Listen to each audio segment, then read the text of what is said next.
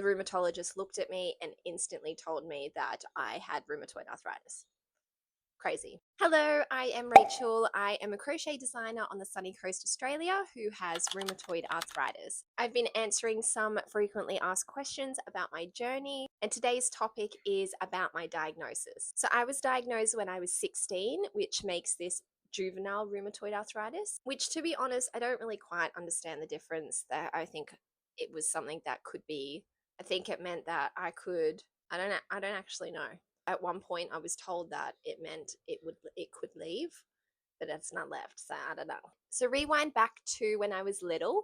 I was that kid that complained about everything. I had sore legs, I was tired all the time, I'd ask to be carried, I would miss days at school. I was one of those kids that had literally 50 unexplained absences because my mum just couldn't be bothered to write a letter anymore. They knew the drill that I was probably home and sick.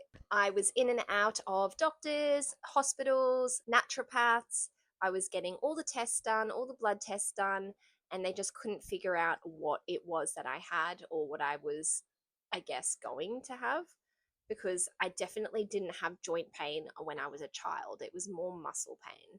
I remember one specific time a doctor writing a referral letter. We weren't meant to open it. It wasn't meant for us, but it didn't have anything written on the envelope. So my mum obviously opened it, and it was basically saying that I was totally fine and I was probably faking it to get out of school. The worst case was I looked a bit pale. The reason we ended up at a rheumatologist was because I was getting joint pain. I had gone to a concert, I was stuck in the mosh pit, I ended up with a bloody nose and people trampling my feet. The next day I had toe pain and it didn't go away, which was weird. And then eventually I had really sore wrists, and then it just traveled from there. Everything was sore, my joints, not my muscles this time.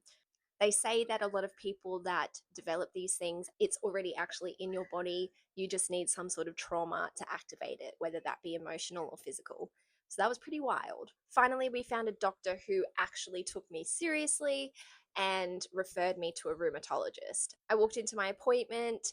The rheumatologist looked at me and instantly told me that I had rheumatoid arthritis. Crazy. After all these years. That was a huge relief for someone who had been suffering for so long. I can't tell you what it meant to get that diagnosis.